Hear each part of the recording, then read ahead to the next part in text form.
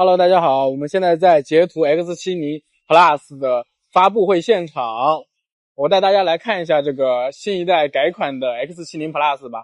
因为那边的人比较多，所以我们在这个淋雨，就是暴雨实验室这边来看一下。它的前脸做了一些升级啊，可以看上面是一个贯穿的一个灯带，然后下面还是保留了这种跟一个嘴一样的这种设计，但是它把大灯放在了下面的位置和中网放在了一起。大家觉得这个前脸是不是好看了很多？还有前面这个贯穿式的日行灯啊，也是3段式的，里面有一点点花纹，还是蛮好看的。整体的效果，整个车身尺寸没有什么变化，这个轮毂还挺好看的。这个颜色在暴雨中有点泛紫，不知道能不能大家看清楚啊？我们就先走一下外观，其实车身侧面没有太多的变化。好在它现在的暴雨实验已经停掉了，我们再来看一下它的尾部。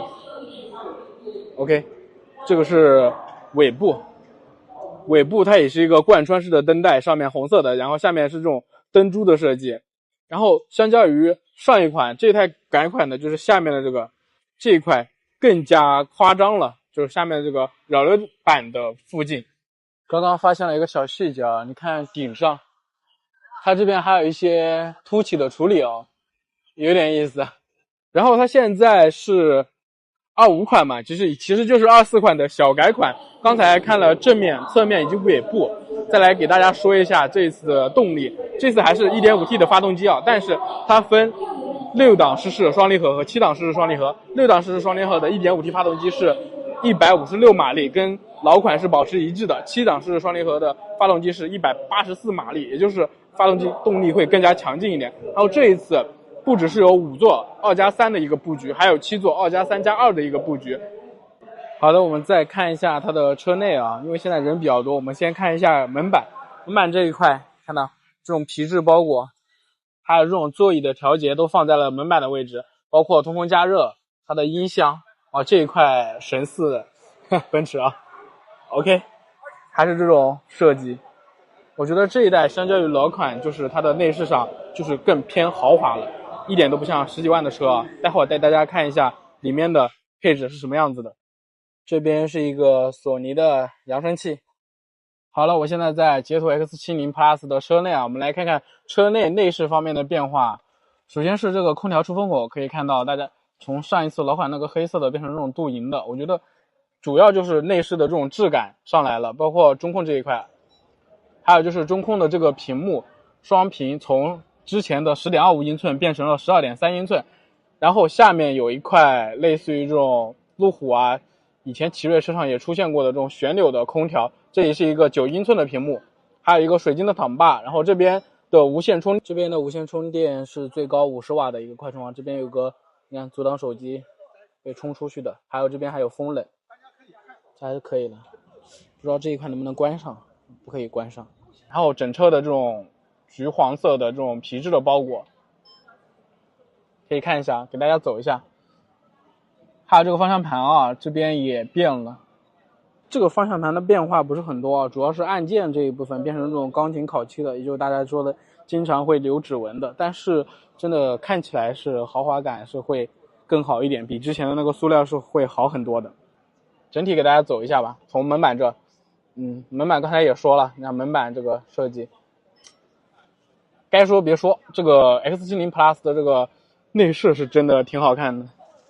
然后那边还有一个点火开关。好了，就是这样子。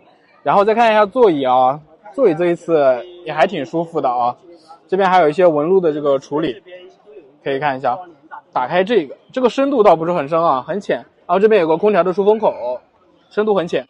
再来看一下杯子这边，也不是很深啊。这边挂挡、水晶挡把，然后这是空调的一些控制按钮，什么通风加热都在这边。再来看一下这个副驾的手套箱，也还好，蛮大的。副驾手套箱这蛮大的，双闪位置在这还可以啊。一个手动的防眩目，后面天窗的一些调节，右边是天幕，左边是天窗，然后这边有一个应该是按摩式的灯，应该不是点的。哦，这边没有化妆的是这个，因为它现在没有通电啊，所以没办法给大家展示亮度的这个效果。再来看一下后排啊，后排有一点点小凸起吧，这边有一点点啊。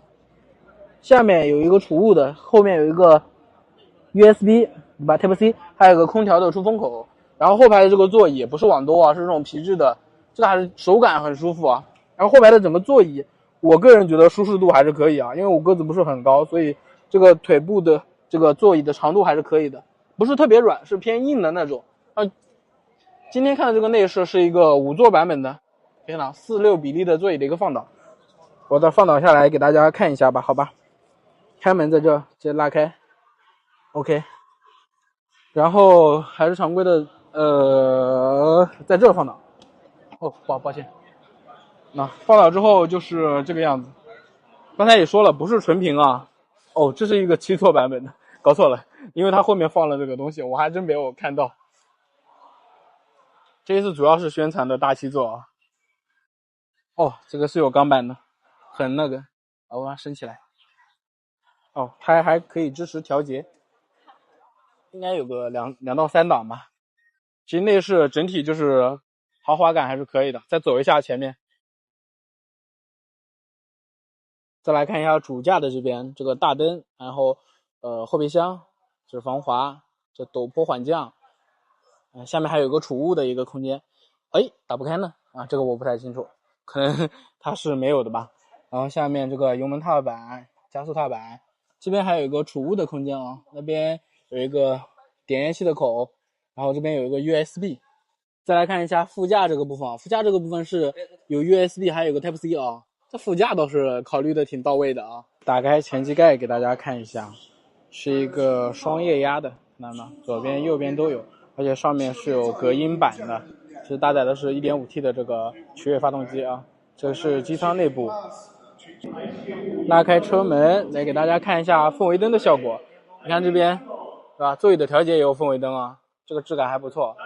再来看一下其他的 OK， 再来看一下这个 12.3 英寸的这个双屏幕啊，这个是之前是 10.25 英寸的，然后现在都变成双 12.3 英寸的。下面还有个空调9英寸的一个调节面板，这个是可以旋钮可以调节的，这个很路虎啊。